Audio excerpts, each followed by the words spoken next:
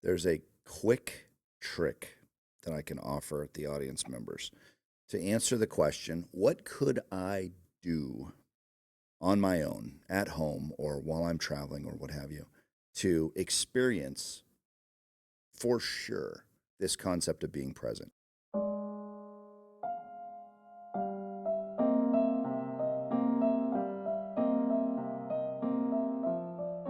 Hey everybody, welcome to today's episode of the Jeff Heilman Project. Today we're going to be answering that age-old question, can you be married? Number one, can you be married to your very best friend? And number two, can you remain best friends after soon to be, actually, we just celebrated our 27th wedding anniversary. Right.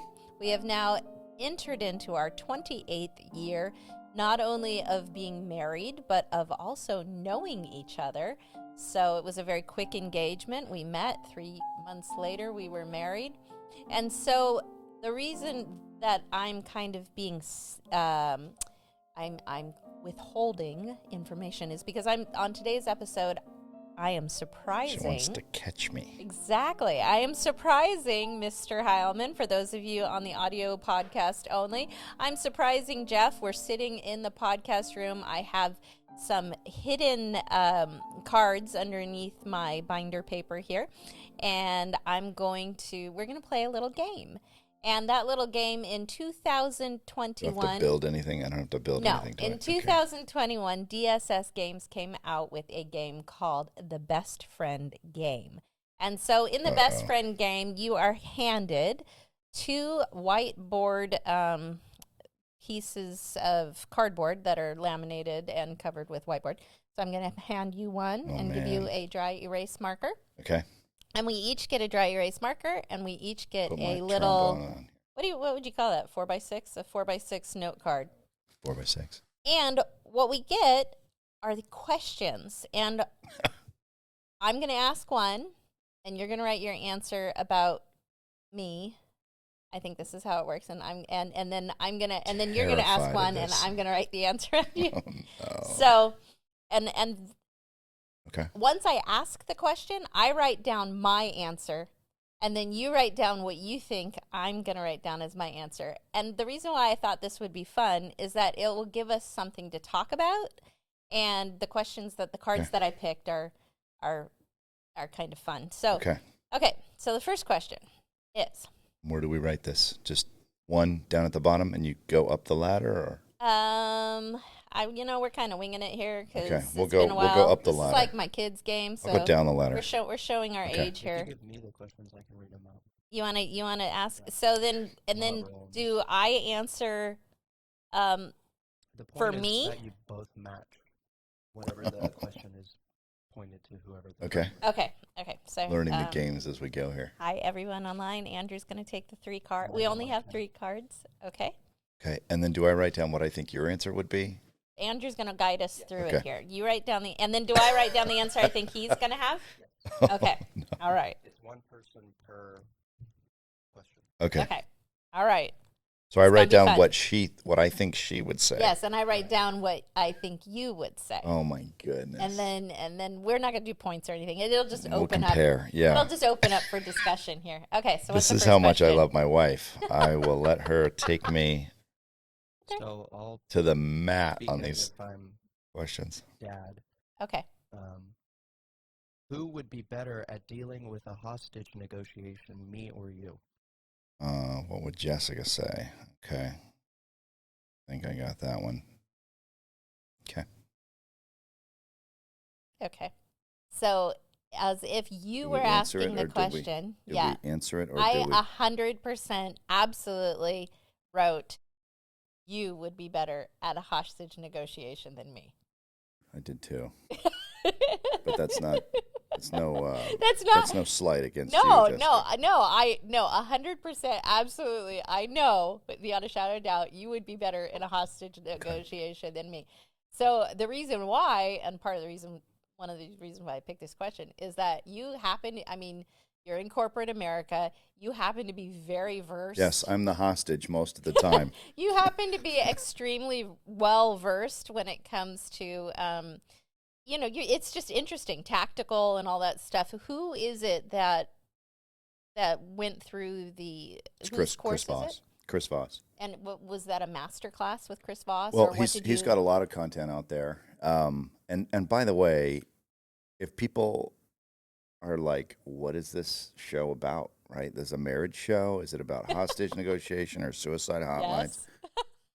Yes. The point to hostage negotiation as a thing is that if there are skills and tactics that work when you're negotiating for somebody's life, imagine how valuable they would be on talking to your landlord about lowering your rent or getting a raise at work or closing a deal or helping an employee or a tenant come to a realization that they need to do something that you'd like them to do, but do it on their own terms versus forcibly doing it, and then you end up compromising the relationship. So the point is that the hardest thing in the world to negotiate is somebody's life, and the tactics work for that under Chris Voss's guidance and tutelage. And who is Chris Voss? What was his? Chris Voss was an FBI hostage negotiator out of New York for 20 years. One of the top guys that there was a situation, I think, in Haiti for a period of time where people were getting kidnapped all the time, and he would figure out how to get them back. Well, I distinctly remember. Finally figured out how to keep them from getting kidnapped. I distinctly remember after 2011 when the Twin Towers fell. Remember, Bush was all about do not negotiate with terrorists. We don't negotiate with terrorists. That was our zero tolerance policy and his mantra. And I remember applying that specifically because my type of I have to choose to negotiate or not negotiate with 2-year-olds with children. And so I would always go, you know what, I'm not going to negotiate with this person who's acting completely irrational. I'm going to instead choose to attempt to diffuse the situation. 100%. And however that is that I can get to diffusing, then that is the most important for the role that I play. But I recognize that there are a lot of times when you have to negotiate and you have to work with, but I would think that the bottom line is always to get to diffuse. You would want. Yeah. If you could. Ultimately, people, the reason why hostage negotiation is such a crazy topic is because it's the nature of it is emotional compromise for just about everybody involved. And I think his position on it, the material is riveting for me. Now, it may not be everybody's cup of tea, but I deal with a lot of people on a lot of topics. I deal with stuff at home. We deal with stuff at work. We deal with stuff with our bankers or getting a table next to a window. There's things that we want out of life. And I think the only difference in us bringing this up on this show is not, we're master negotiators because we do all these things. The truth is y'all are master negotiators too. Everything in life can be looked at through a lens of negotiation.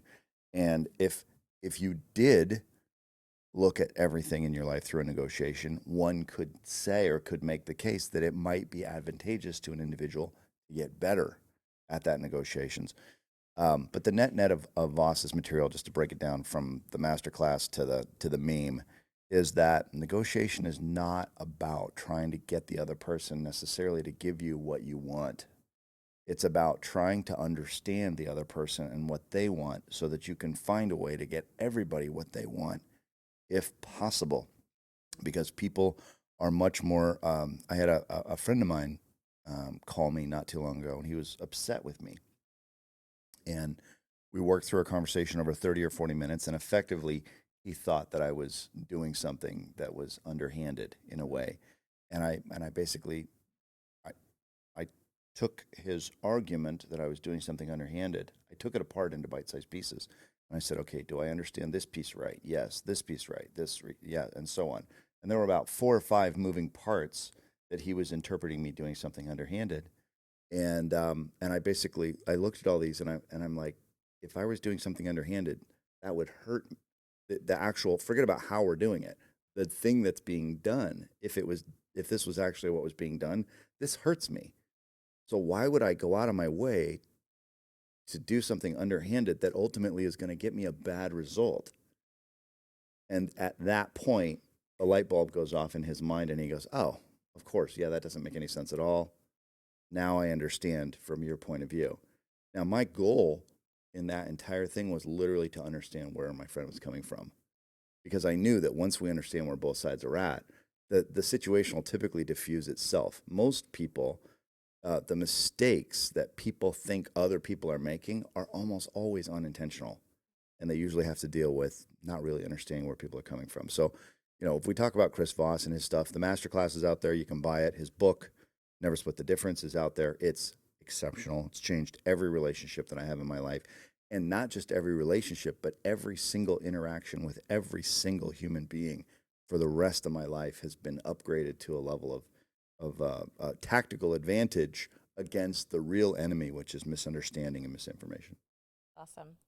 So I don't know because we're not keeping score if we would have gotten points, but we both know. We both know. Points, it would have been Dad who would get the point. Dad gets Do the I get points. a point? You get a point.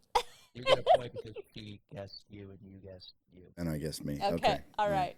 What's the next question? Okay, so I'll be speaking from Mom's point of view. Okay. Okay. This is fun, Andrew. You're doing great. Would I go to Mars? Yes or no? And I'm thinking about what You're Jessica would guessing say. about what she would say, and she's giving her answer. Okay. Okay. What did I think you we put? both get points for this one because we both know what the answer is going to be. I'm going to say negative. Ghost Rider. The pattern is full. I wanted to do some sort of silly cartoon script to say H-E double hockey sticks. No, but no. Negative Ghost Rider. Terra firma is for me. I don't, it's funny because over the years, it's not that I've developed a fear of heights, but I think that That's an extreme example. that as you 42 million miles high. I think that as the older you get, it's funny. What's that adage? Like, the more money you make, the longer you want to live. Like, I don't think we need an adage for it. I think it's true.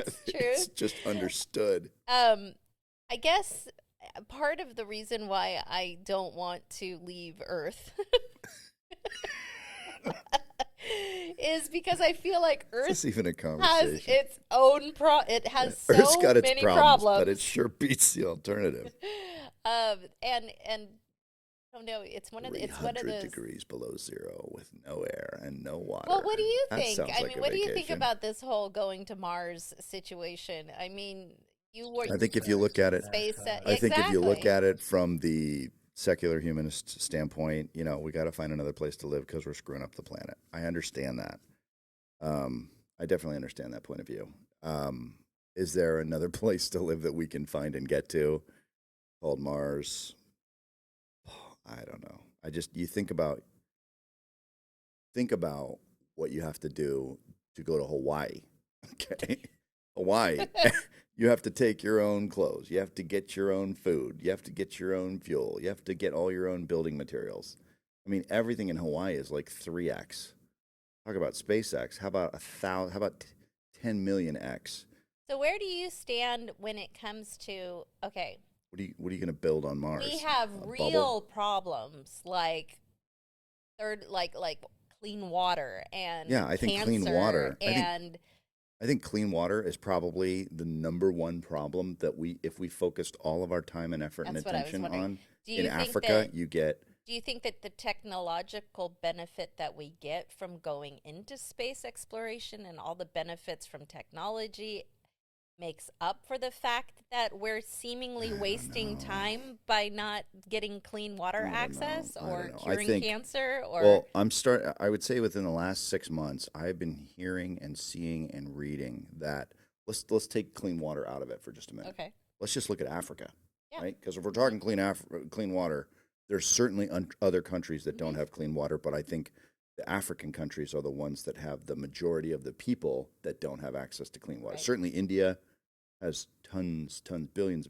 I don't even know what the numbers are, but I'm sure it's hundreds of millions of people in India that don't have access to clean water. Mm-hmm. But there are billions of people, billions and billions of people. And it all boils down to an infrastructure. And it has to do with infrastructure, which has to do with why is an infrastructure built? Infrastructure is built, and this is why this podcast is a little tiny microcosm of our values expanded. But our values are coming at this from a position of entrepreneurs. Yeah. Most of our friends, most of our good, close, personal friends. Now, this might, kill our 61 subscriber base on YouTube right now. But Shout almost out. all of our friends are people of, I'll just say it, people of toughness. They're people of toughness. They're people that are doing hard things. And so far as we can tell in our peer group, out of, let's say, 3,000 or 4,000 people in my phone, the really close friends of ours, the people that we go to dinner with, the people we spend time I with. would say overcomers. Yeah, they're I would overcomers. say, They're I mean, they're people of color. Yeah. They're entrepreneurs. They're immigrants to the Professional United athletes. States, and they're professional athletes. Those four demographics, male and female. And then also from poverty. I would say that there are definitely Trying to think of any there are friends of mine that grew definitely up in poverty people that don't fit in those other four that groups. have but- been entitled. Yeah. But the people that would appear that we end up gravitating most towards have had to Yeah. overcome So, significant challenges. I'll put it this way. I was watching the 60 Minutes interview with Jeff Koons earlier today, and The artist. the artist Jeff Okay, Koons, out of New York, and they were going back. I mean, he's worth $400 or $500 million now. He's had a studio in New York, which I think just double or triple sized, 50 or 80,000 square feet of workspace in downtown Manhattan, and then the country house up in upstate New York where he spends his summers. And Anderson Cooper was doing the interview. It's really well done. It's short. It's 15 minutes. And one of the critics who had written something pretty nasty about Jeff Koons 25 or 30 years ago, Anderson Cooper was trying to show the other side of the story. And the guy was basically saying that his art was vulgar and that he didn't really do it because he's got all these people working for him and stuff.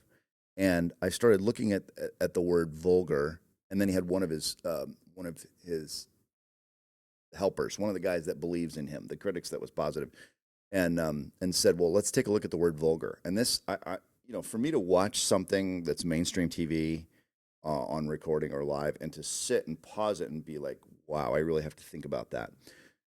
The word vulgar, it's where we get the word the Vulgate in Latin, which that was the Latin text for the plain speak in Latin, not Greek, not Hebrew, which were the languages that the original folks from the Bible were speaking Aramaic. So we have Aramaic mostly, and then ancient Hebrew and some Greek.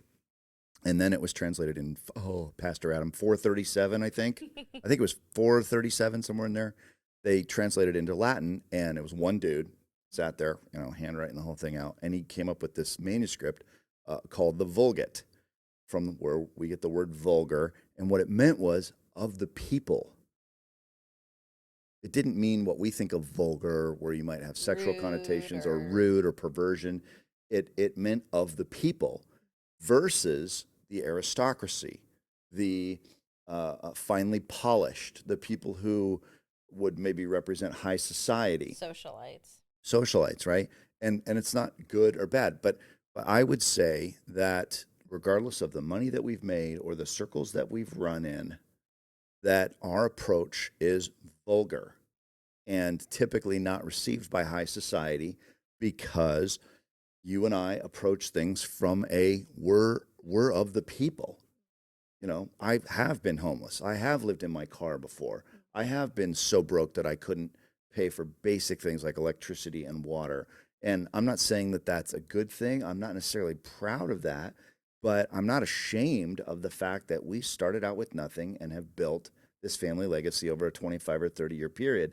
And so from a friend perspective, from a negotiation perspective, I think one of the things that gives you and me both the tactical advantage, and we can get to Andrew's cards in a moment, one of the things that gives us a tactical advantage over the high society and the very polished is that we don't come at a negotiation from a position of, give me my due, I'm entitled.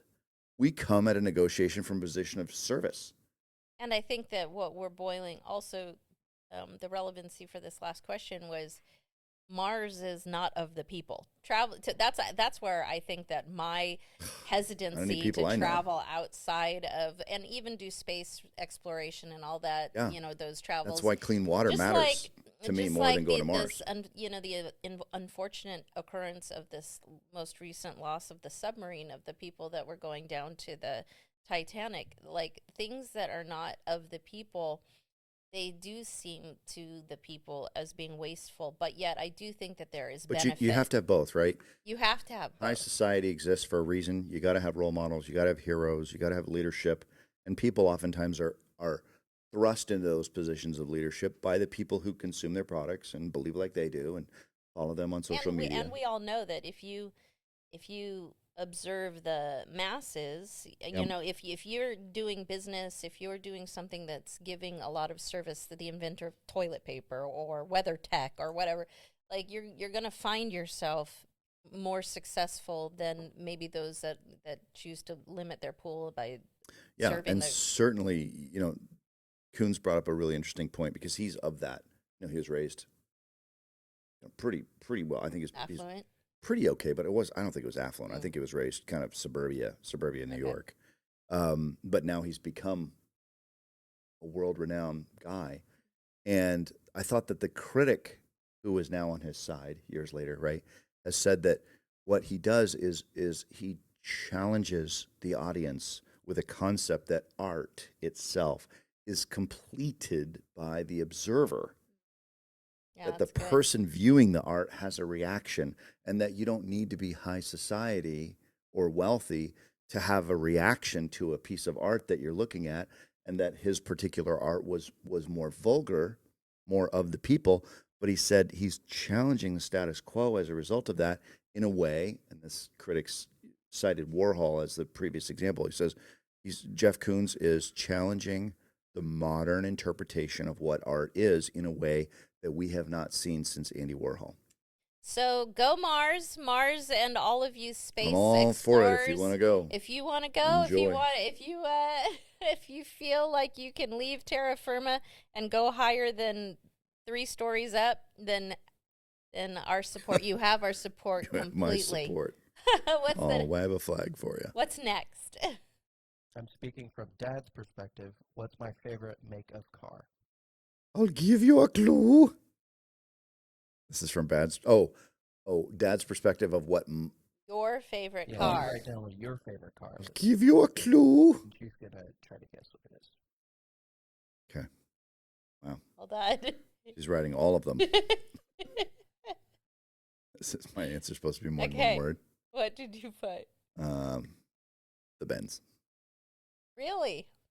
I got it wrong. What? I said specifically red Ferrari, but second is Porsche, even though you will try and be cheap and say Porsche instead of Ferrari because you're fiscally responsible. Yeah, well. Because you were doing a German accent. So I could either go Mercedes or Porsche, but I know in your heart of hearts, your dream car is actually a red Ferrari, but you're being practical by going with either a Mercedes my favorite or a Porsche. make, because Ferrari doesn't make, Ferrari makes an SUV now, but like Mercedes makes like actual favorite make of car. Benz makes them all, right? They make the hatchbacks, they make the vans, they make the RVs, they make the big S-Class like we got in the driveway today. So yeah, Mercedes is my favorite make of car. Sorry, Andrew, if I... Okay, now wait a minute. So let's say you win the lottery and doesn't fit in a Ferrari. I would have a tough time. I'd have to get a 2x2 or something. The back seat that goes way back. Well, I guess I don't really know you as you well know as me I pretty know well. you. You know me pretty well. I just like Mercedes because they're made really, really, really well. Yeah, but that sounds like somebody who hasn't won the lottery. You know, the lottery right now, as we on the what's today, the 12th of July, 2023. True, I have not won the lottery. Today's lottery is at $725 million. Oh my God. So let's just hypothetically say, how long would it take that guy to lose that much money? You've won 725, but you get to keep, oh God, half, 400. I'd probably I mean, figure out like a way if to they do have monthly. one check. Well, let's, for the cost of monthly. being hypothetical here on the podcast, you've received a check for $500 million Say I get $500 after million taxes. Yeah. And now Honestly, you can buy. I probably would have my daily driver plus. Exactly. That's what I'm saying. Now you can purchase. I'd get a Ferrari. I'd get a Ferrari, but I'd probably still drive the S550 every day. Okay. My favorite. I mean, I think it's the most beautiful. That What car, about the that W222. Lamborghini SUV? That's pretty cool too. Yeah, that would be cool. I could see doing that, but I don't know. Like daily driver, I'd have to try it. Like I know the S550 works. I've had 2 of them now, 3 Benzes total, and I'm happy with them as a make. But yeah, see, the trouble with that question is that we both have our dream cars. I've got my S550, and you've got your Jeep Wrangler. Sorry, Andrew, go ahead.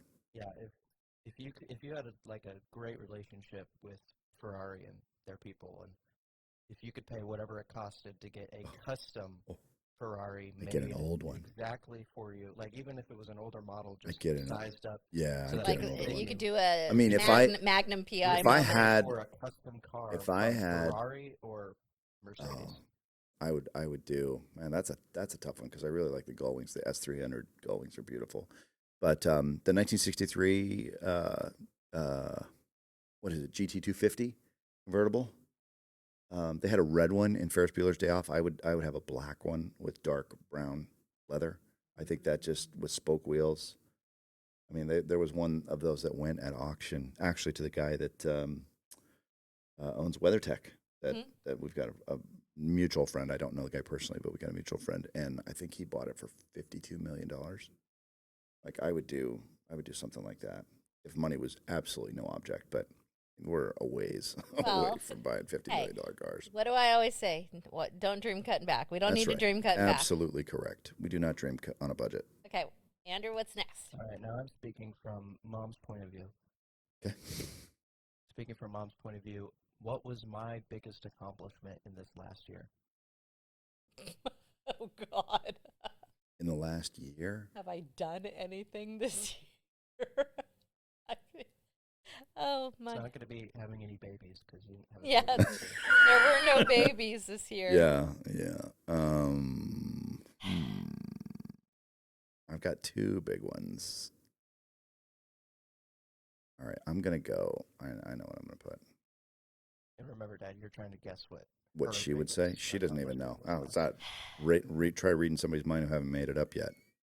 Nice.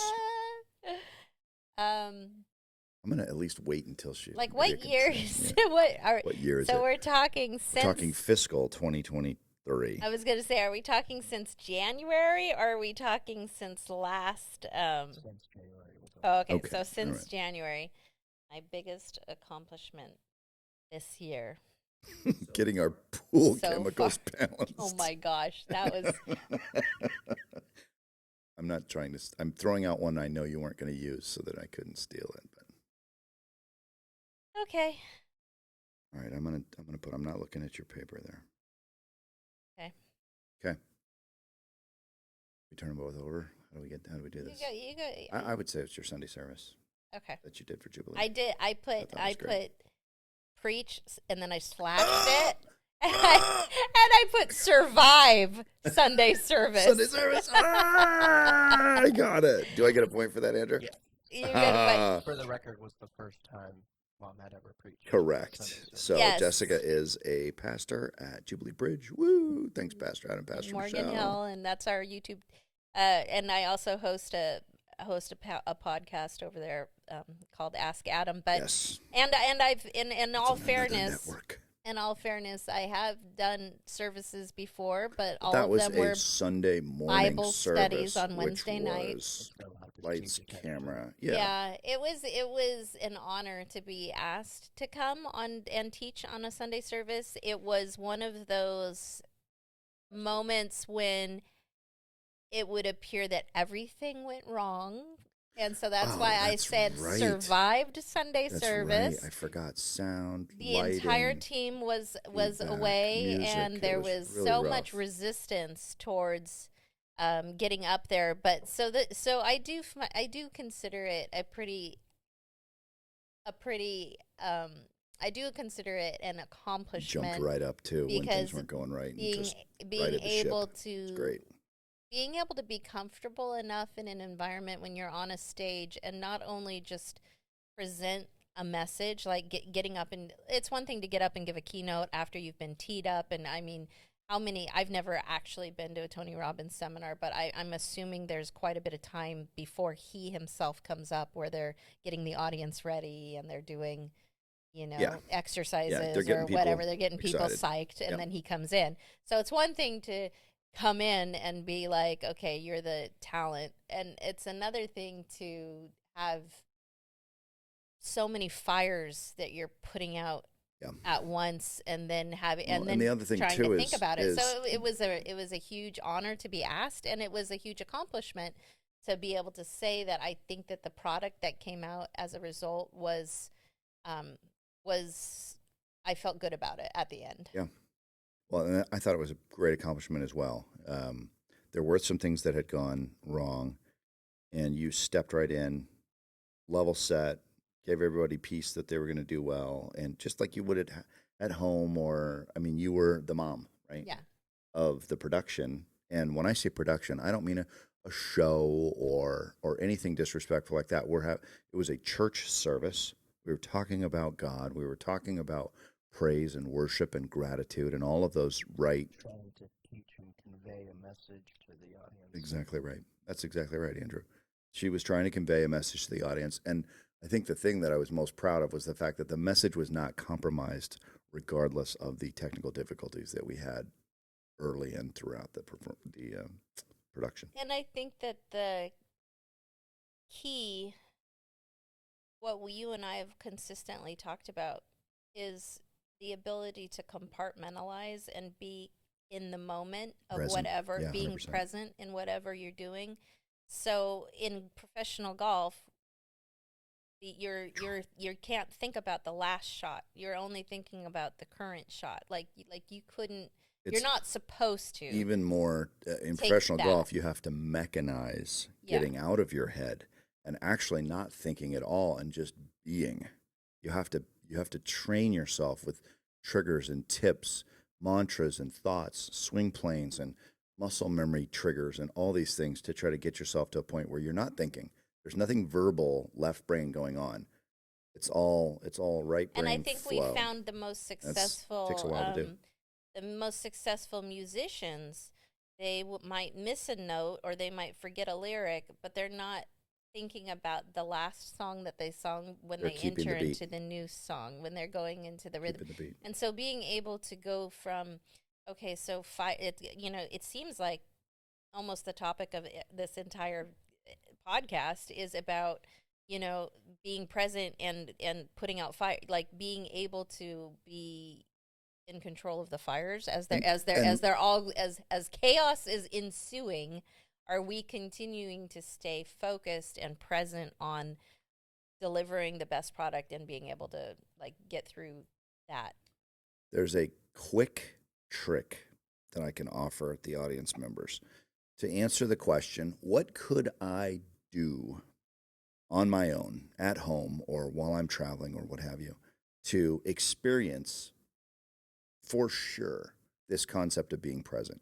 And this is something that I talk to a lot of people about because it's a perfect example of it. One of the things that I do when I'm driving long distances is you would think you want to get there as fast as you can, right? So you drive fast and you reduce the amount of time that it takes for you to be on the road so you can be there. And one of the things I started doing probably 3 or 4 years ago is I'll check the posted speed, which I think 65. it's usually 65 if you live in California, unless you're on a state highway. But if you're on the freeway, it's 65 or 75. And what I'll do is I'll check the posted speed, and then I will set my cruise control at 1 to 2 miles an hour below.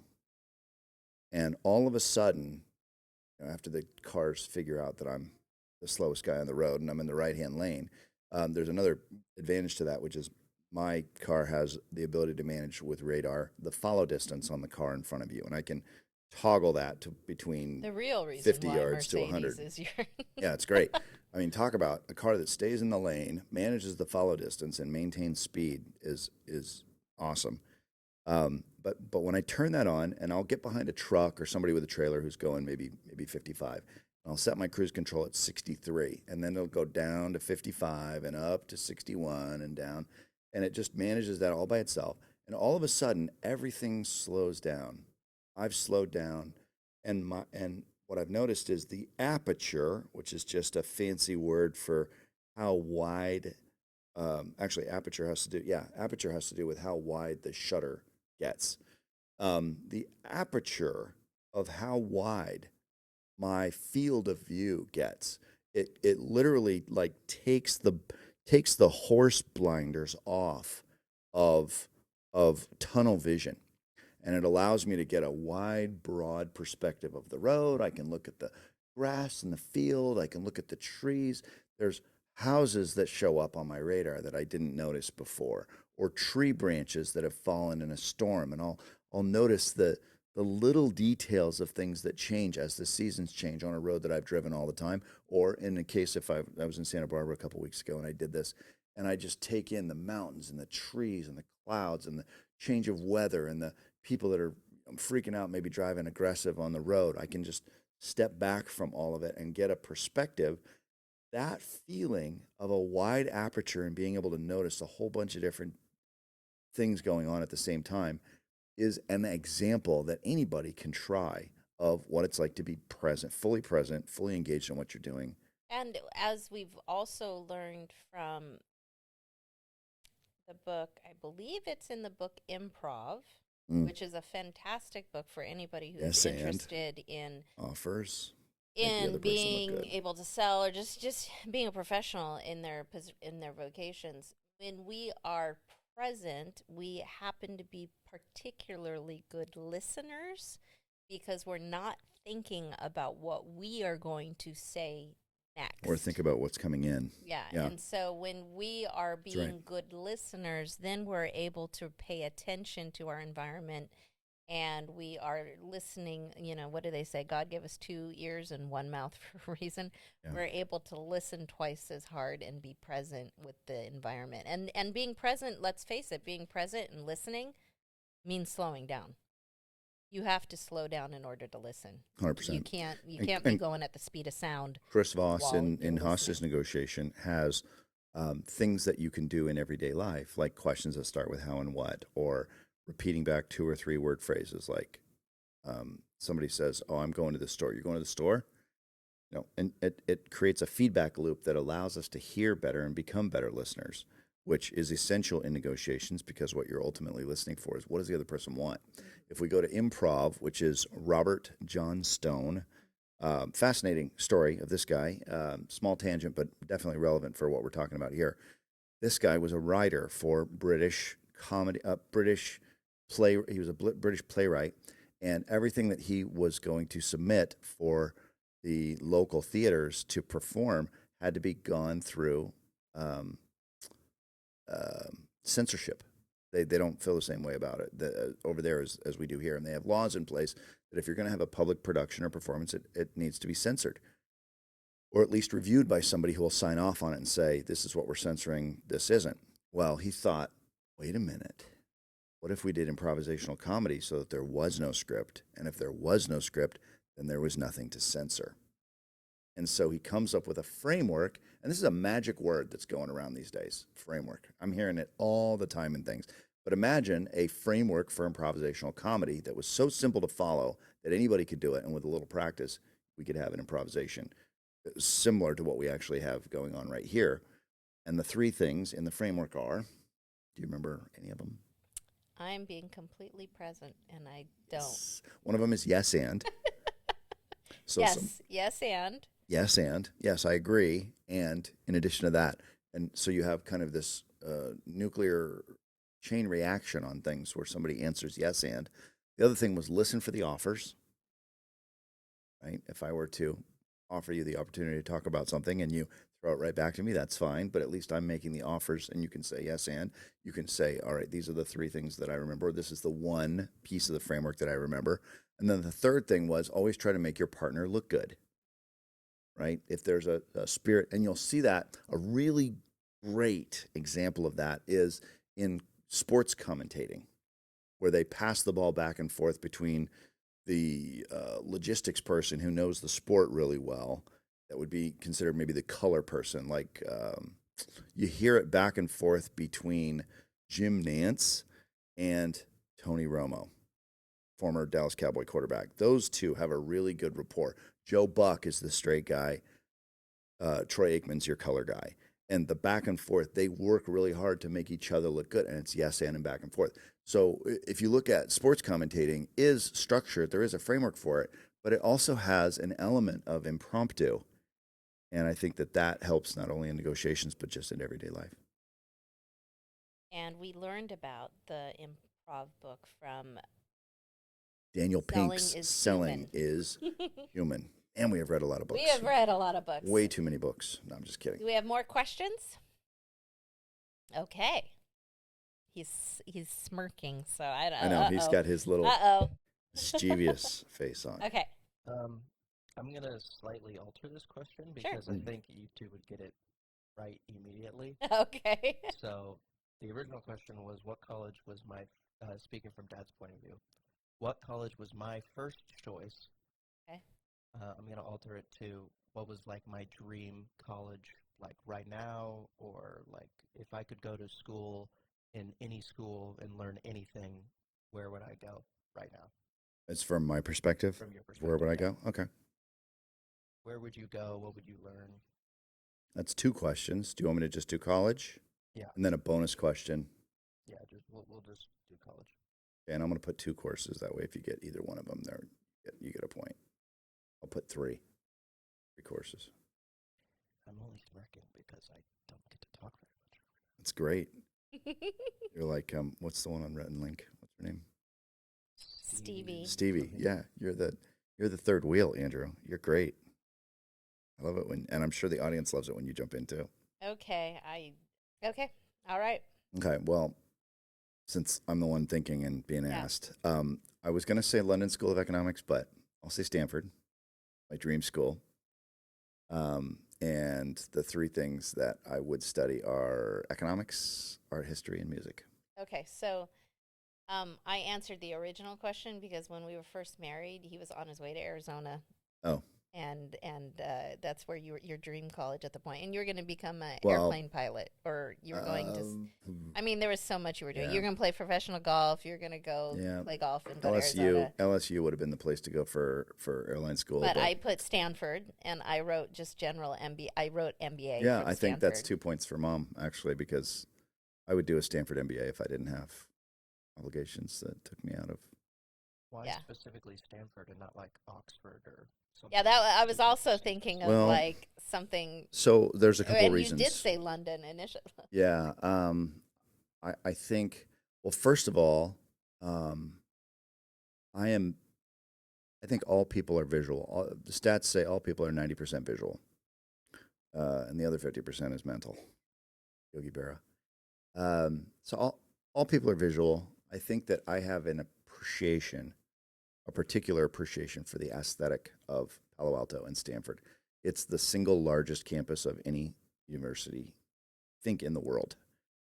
It's, to me, one of the most beautiful campuses. It's pre-Art Deco. It's all just beautiful red brick and Mediterranean, and it's one of the first schools that was secular, non-sectarian in its design. And so while there is a chapel, it's not a place of religious studies per se.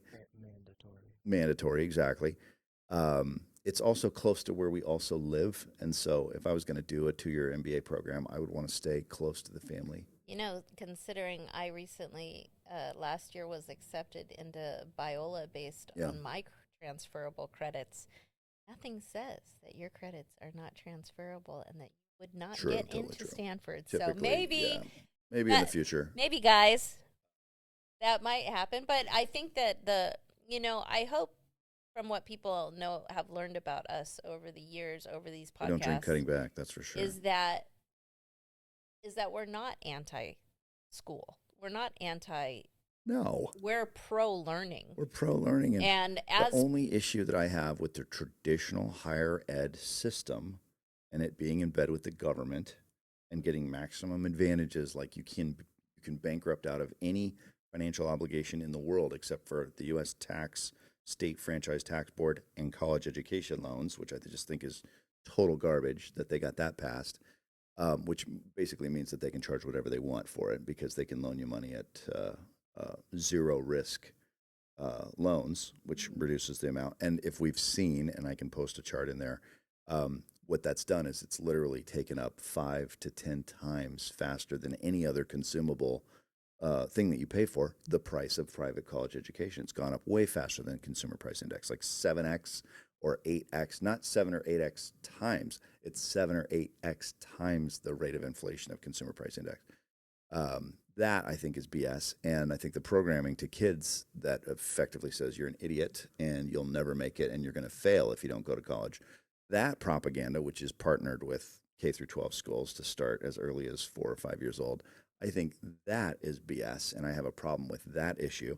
But at the same time, if I was running a big college and university and I had the public school system in my back pocket and government loans that were backed and said you can't bankrupt out of, and I wanted to protect a $12 billion endowment and thousands of acres that I own tax free, I would push for every possible advantage I could to keep my way of living going too. So going back to why Stanford, and you were also talking about the fact that we're not anti-school. I'm not anti-learning or anti-school or I'm not anti anything. I'm for free thought, free speech. And unfortunately, some of the propaganda that has been built through the years with a partnership between higher education and public schools are driven to say that you're nothing if you don't do these things. You're nothing. You're nobody. You can either work hard and be an idiot and the big sad poster of the guy working the trade job, or, you've got this shining, smiling, bright colored person in a graduate gown who has their whole life in front of them. And the truth is, first of all, trade jobs are super hard. They require a tremendous amount of skill and training and years of practice. Oftentimes they lead like a welder who makes $50 or $100 an hour, goes out into business for themselves, and now they have a team of welders, and they can make millions of dollars, have more free time off, pay off their house, stay happily married, have a bunch of kids. Meanwhile, the guy with no experience but a college degree struggles and gets super in debt. But that picture isn't painted because that doesn't sell college tuition. Well, That's the problem that I've got with I higher think ed. that what we have, and I would also like to differentiate between higher ed and you get what you pay for in every Sometimes. scenario. Yeah. If you pay for something that's cheap, you're going to get something that's cheap. We've always been of the proclivity to say what we need to, if we are wanting quality, we're going to get quality. We want to get the quality, we'll save up or whatever it takes to get the quality. I think that when you take the definition of what a teacher is meant to do, which is to draw out of you your best self, 100%. I think that the higher you go in cost often, like at a Stanford, the more likely you would be at finding teachers who are actually getting paid a living wage, who are actually learners themselves, who are actually interested in their individual students, because we ourselves have gone and spoken and mentored with the basis group and had a lot of experience with mentoring. I couldn't get into Stanford, but I've taught there. Exactly, and me too. And so what I found in Stanford, and maybe it's because of it being in the Bay Area, which is highly technical, and the innovation circle, is that there is a larger group, a larger pool, it would appear, of teachers who are dedicated to pulling out of the student something. And so I can't speak from other, Harvard, Yale, Princeton. It would appear that the Ivy League has a greater pool of teachers who are committed to their profession. Plus you have the real strength of the college and university system at the elite level is that you've got association with other people who come from the wealthiest and most successful families. Like if you look at, I think the stats are 3,200 colleges and universities in the United States and Canada. Stanford, the Ivy League, Harvard, all your MBA programs, they're going to be fine. Yeah. There's no issue there, right? Nobody's doubting whether or not going to Stanford is going to increase their kids' options, which is why their main key performance indicator for advertising is how many students they turn away. Right. Right. They don't say this is how many millionaires we produce. They say this is how many millionaires kids we say no to. But if you look at the also ran status, the CSU system, personally, I think is in big trouble. right? UC Systems next behind it. Junior colleges will probably be fine as long as they're state funded and the tuitions are low. So people are like, yeah, you don't know what you want to do, kid. Go hang out for junior college for a couple of years, right? It's a great way to pick up extra colleges, extra classes because the cost of entry is so low. So I think it's almost as if they're getting rid of the middle class. they're getting rid of the middle. And the middle they're getting is rid of the middle. And I don't know. This is what's interesting to me. I don't know where this is going to be. Whether colleges will get rid of the middle class or whether the middle class will get rid of colleges. I don't know how it's going to be. But if you look at the gig economy, I mean, talking about things that are current in the news today, X.AI was launched, which is Elon Musk, my former boss's answer to ChatGPT. And I don't know how it's going to look and feel. I've looked up apps. I haven't found anything yet. But today, July 12th, is the launch day for X.AI by Elon Musk and team. And the AI and ChatGPT followers and apps and ecosystem it's the fastest to get to 1 million users. It's going to be incredibly. The X.AI is the fastest to get. The overall ecosystem of okay. ChatGPT Okay, and, sure. and a publicly consumable method via app or web browser for some type of analytics related to either art creation or answers to prompts for language. Oh my God, after Threads rolled out last week, Yeah. I think my brain is just turned off to all of those things. But see, the thing is that all of these and I've been studying affiliate marketing and email marketing and autoresponder databases and putting myself into the position of, all right, what is the shape and look and feel of business going to look like in the next 5 to 10 to 15 years? And it's not even about colleges adapting to that. It's about the fact that the Generation Z is creating this new gig economy of people. I was sitting next to a gal on an airplane, as an example.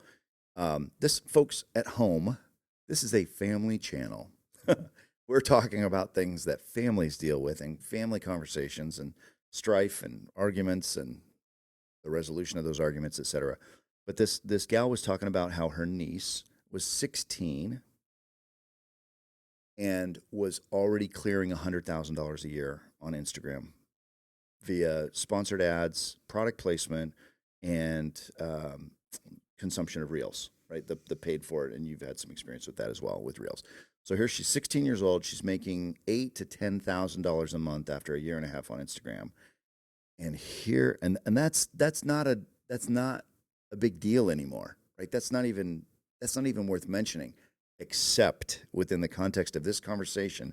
The kicker was that her dad was pissed because he was afraid that she wouldn't go to college. And I'm like, well, let's not make this more than it is, folks. Let's be real. Let's take the gloves off and address the white elephant in the room. The real reason why people send their kids to college is because they're afraid they're going to starve to death if they don't go. It's not about partying at $100,000 a year. It's not about the friends they're going to make. Do you hang out with anybody you still know from college? I don't hang out with anybody I still know from college. I have a handful of people who have a handful of friends that they've still got from college. It's not about that. It's because parents have been programmed by public schools and universities for decades that your children will starve if they don't go to college. And so nobody's going to address that or actually say, honey, let's talk about this. I'm afraid you're going to starve if you don't go to college. Well, the rebuttal to that is, Dad, I make more than you do. So what's your next objection? Well, right? For the way that we were conditioned was college was, or having a degree is something you can fall back on should XYZ dreams that you have. Let's talk about that. Not manifest. What does that mean to fall back on? To me, it sounds like, a concerned father who's saying, well, Instagram is new. This way of making money is new. It's not tried and true. But what is tried and true is getting your diploma, having a master's degree. Like, these are credentials. Yeah. And for 1962, that's a fantastic discussion. Yeah, and so 61 years ago. And so that's what. But many people are of that generation, 61-year-old programming father, lasts a whatever, while, right? However it is. And so the validity of what college represents, which is what we ourselves have always attempted to instill onto our children and onto others, is, like we said, foster the love of learning, because if you love to learn, Yeah. then you can always take classes. You can, I mean, I consider myself a student for life, not only a student of life, 100%. but a student for life. But the problem with that And the statement, only problem with getting what I find people go head to head with is they say, you know, I don't understand. I've given my children the best education. I've done all this, I'm and paying yet for their college. they won't even open a book. And it's like, well, when you cram something down 100%. somebody's throat and you force them to go to classes that they're not interested in, wake up when they don't want to, do these things, then what you're actually doing subconsciously and through their psychological, their mind, is they begin associating negativity with learning, and therefore all learning is stressful and all learning is bad. And by the way, so I don't want to learn. Where's the high school course on how to make your first $1,000 on Instagram? That's Well, what the kids. I'm sure that they probably have some college courses I'd love like that. Maybe they do. Yeah. I mean, maybe I'm now, just, right? Yeah, now. But isn't that what people want to learn? If the I don't kids want to know. learn how they can monetize social media and be free and travel the world, that's what it seems like they want to do. My depression, if I would have any, would be that people don't want to learn anything anymore. I think that it seems like Tell me what you're saying. it would appear that people are that things come so easy now that food just appears on the plate, and content appears on your phone, and everything just is so effortless that I don't know if anybody's noticed. I noticed your I thing. have my Looks like an my octopus, shirt. but I don't know what it is. Okay, it's a lamb, and it's got like a diamond on it, and it says Gucci, and it's actually a Gucci T-shirt because, but I got it at the thrift store for $6.50. Nice. Because I was like, you know what?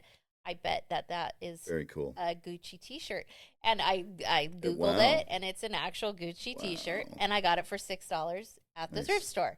That's exactly what I'm talking about. Yep. I'm saying there's like this disconnect between working hard for something, like me, who I didn't have to work to pay for $350 T-shirt.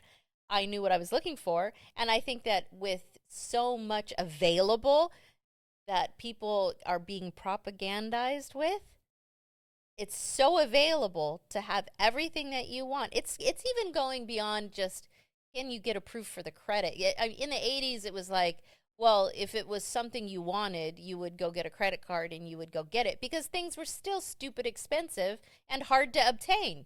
And it was like even putting your credit card down was painful. Yeah. But now things are so available. What's the motivation for my high schooler? What's the motivation for my 12-year-old who can go get whatever they want on Facebook Marketplace? Go get whatever they want on... Well, so I think this is a really good question, and you can decline to answer, Andrew, and we can edit it out if you want. But I'd love to hear from Andrew, because personally, I think our kids watch YouTube videos on stuff that they're interested in all the time, and they're telling me stuff. I mean, Andrew is really interested in movies. But our kids have been given the room to desire to want to learn. So, but what we're talking about here is, do young people want to learn? And I would make a case that they do, regardless of their environment. And Andrew, I wouldn't ask you to support me or support your mom in this. I would love to just hear what you think. Well, we'll save a conversation with me for another episode. I'll probably move over there and we'll have a whole thing about it. Have a chat on the couch. My plan for having a mic is just to be a question reader and Fair enough. look up things that you guys need. That's like going to be my role and stuff. Fair enough. But I'll answer this question. I think traditional education, and specifically the way they market it and they propagandize it and do all that, it doesn't, in my eyes, encourage freedom. It tries to, be compulsory, and, a business is a business, and a business will do whatever it needs to do to survive. But, yeah, I think it is true that the mass majority of people don't want to learn because they won't have the desire to fly to, Fiji and experience Fiji, because you can just watch a documentary of Fiji instantly. and know everything you'll ever want to know.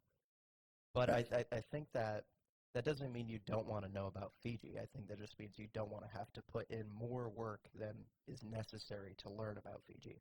I think people still Yeah. want to learn.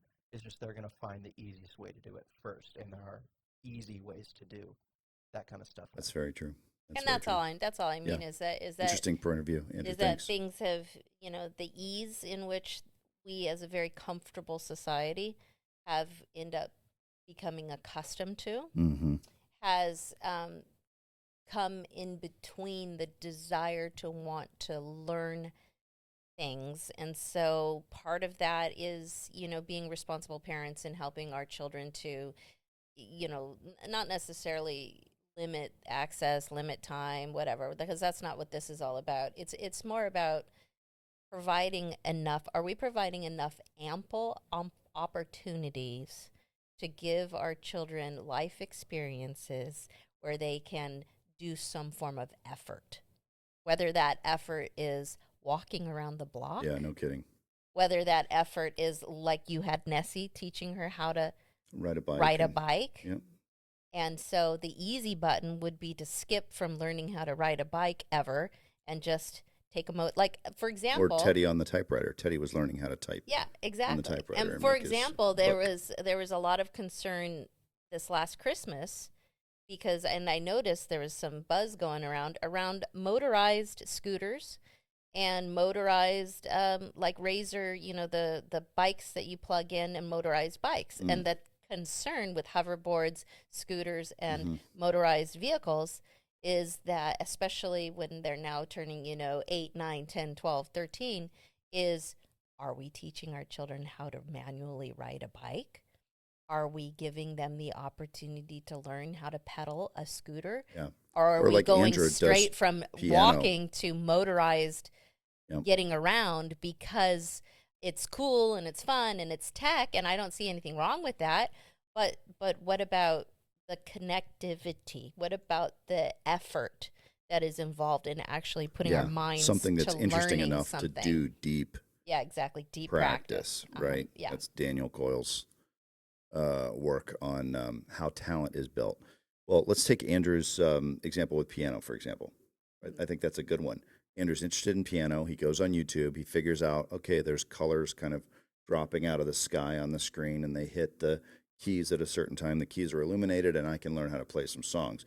But then we didn't stop with that. We got a piano teacher, and we've got him reading music.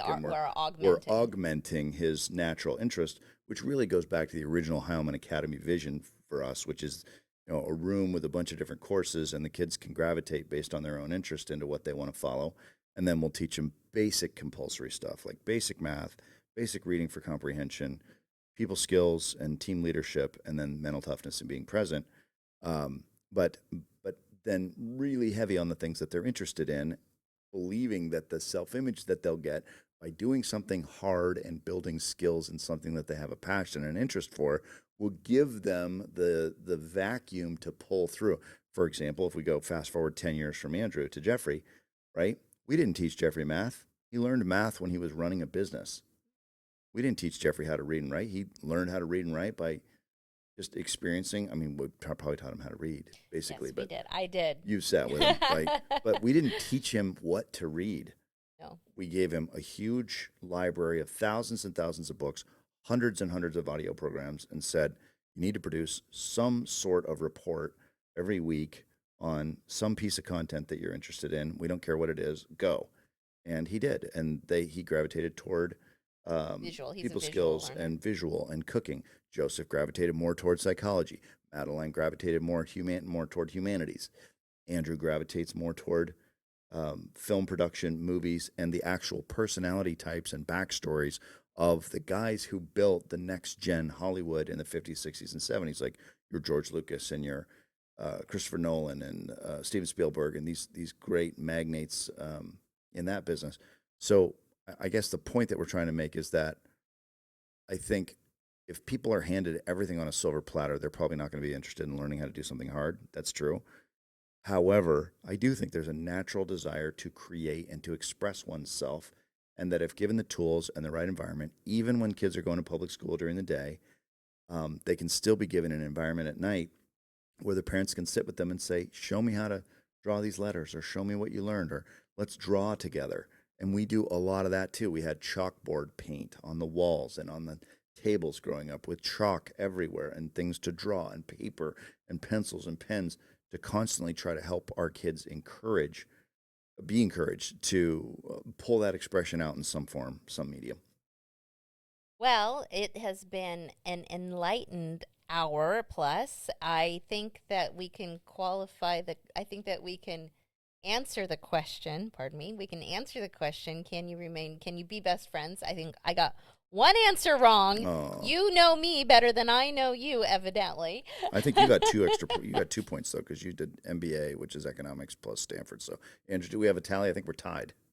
Yeah, I think you're tied. Yeah, we're gonna call it a tie. Truce. We're gonna call it a truce. But still best friends. Still best friends.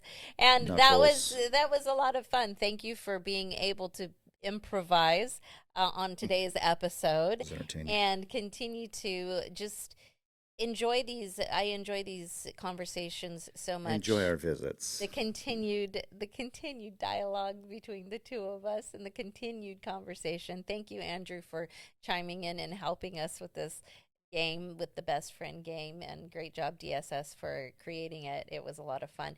Thank you all for tuning in to today's episode. We look forward to seeing you next week right here on the gray couch. And subscribe, do all those wonderful things. When we were just talking before we got started, I think we should have some sort of a celebration when we get to 100. To 100. We have 62 subscribers, ladies and gentlemen, since February on our YouTube channel. Woot woot. Woot woot. Excited about that. And if you like it, great. If you subscribe it, great. Obviously, that helps us out and helps the channel. But the main thing is thanks for watching and for considering the topics that we share today and each week. Feel free to text us anytime. Thanks. Good night, guys.